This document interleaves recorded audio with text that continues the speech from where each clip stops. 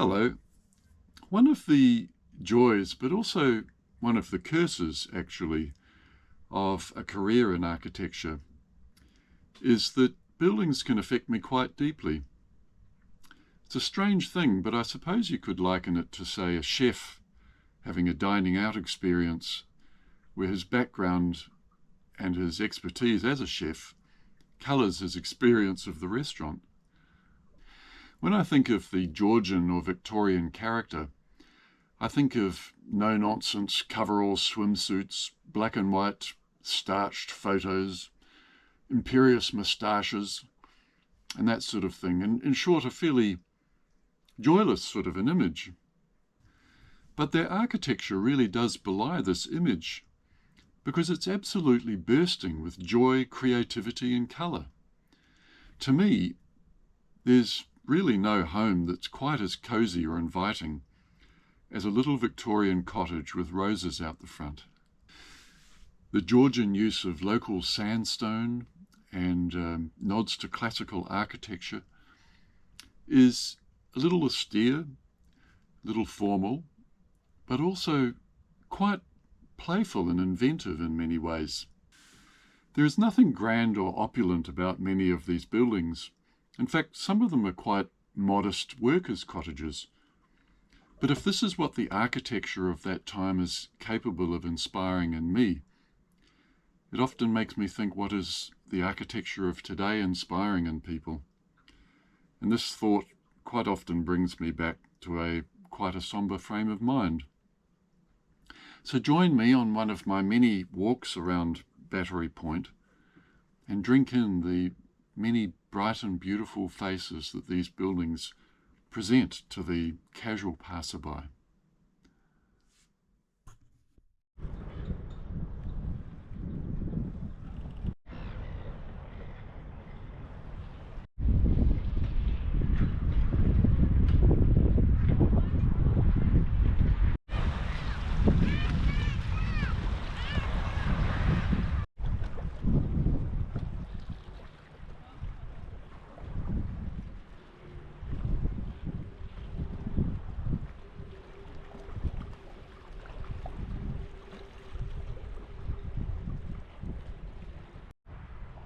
There are many walks you can do around Hobart, and this sign talks about one of the favourite sons of Sandy Bay, Errol Flynn, the actor.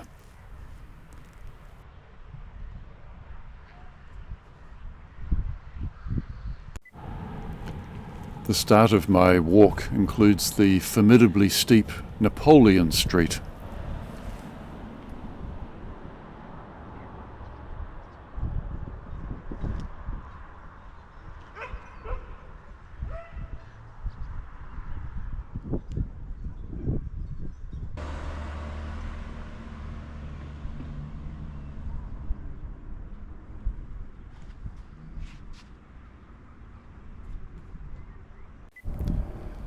I love the gables on this 20th century Federation style building in Napoleon Street.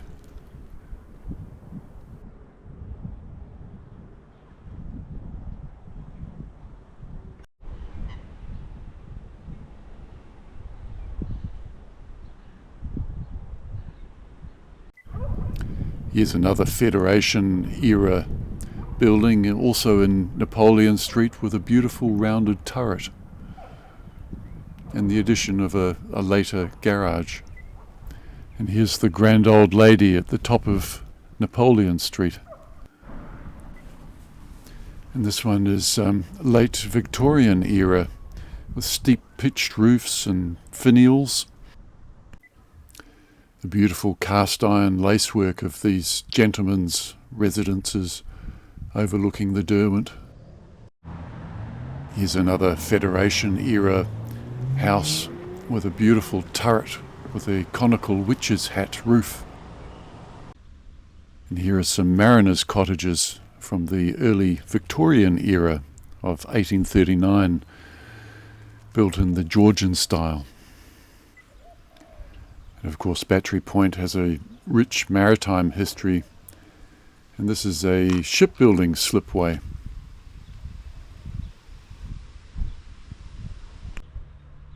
The Victorians and the Georgians were in love with symmetry, and if you put a line down the middle of these buildings, you'll get a mirror image on each side.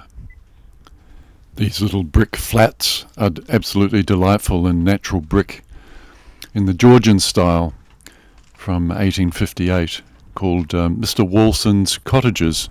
You can just imagine him turning up to collect his rent.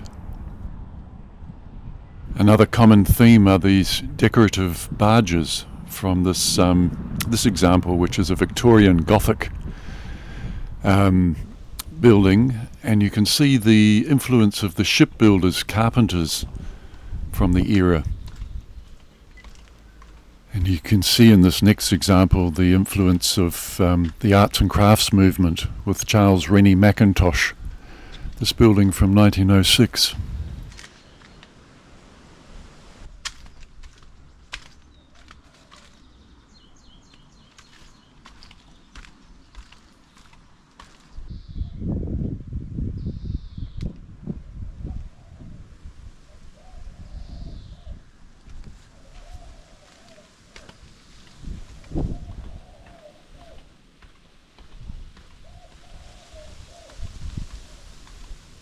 This beautiful Victorian Gothic Revival house overlooking the Derwent with its steep pitched roofs and tall chimneys, the amazing barge boards and tall finials.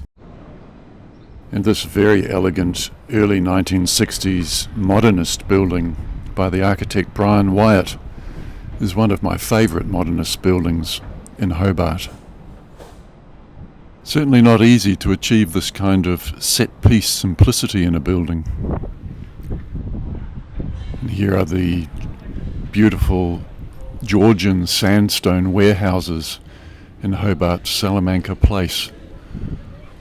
A very old part of Hobart from the 1830s and 40s.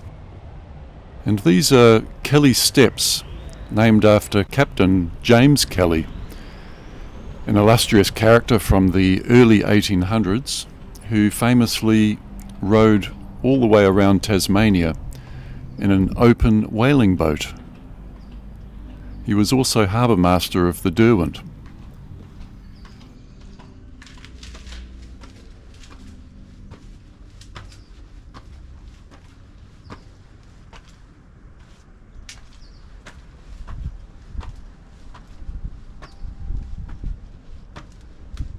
And there's the ever-present Mount Cunanyi, more commonly known as Mount Wellington, overlooking Hobart with its needle radio mast on the top.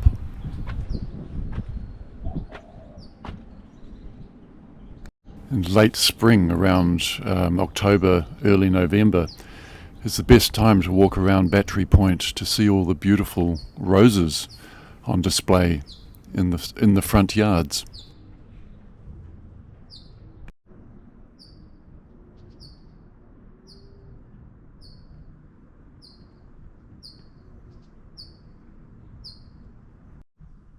More Tasmanian sandstone in beautiful Georgian symmetry. All the way along the street, symmetry and more symmetry. Sometimes you'll get a very subtle but deliberate break in the symmetry, as with these doors in this duplex building.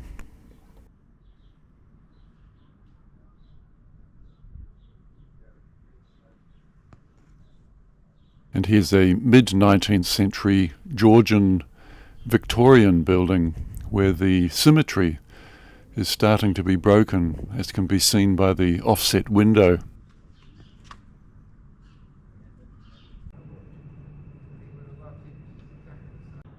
This ornate 1890s Victorian building also happens to be one of my favourite cafe bakeries in Hobart.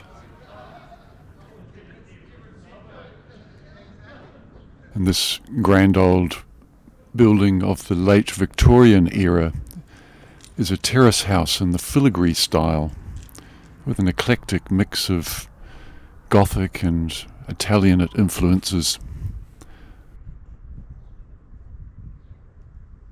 This late Victorian dwelling is very Hobart with its rendered Italianate parapet and cast iron filigree lacework on the veranda. And of course the rose garden.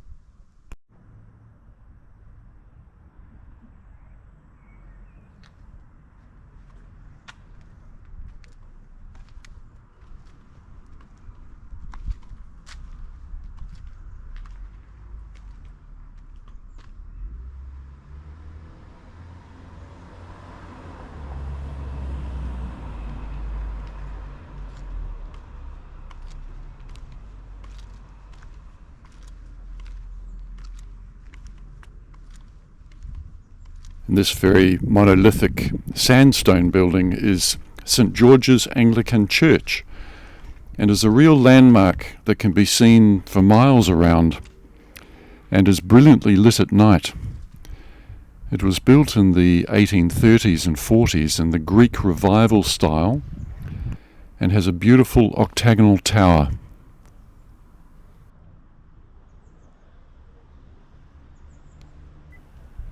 Here in this building we're breaking with symmetry again with this Federation building from the 1900s, early 1900s, when Australia became a nation. This beautiful building next door, again in the Federation era of the early 1900s in the Queen Anne style. There's a lot going on here with the Romanesque arched windows and the ornate gable end, and a very fine corner turret.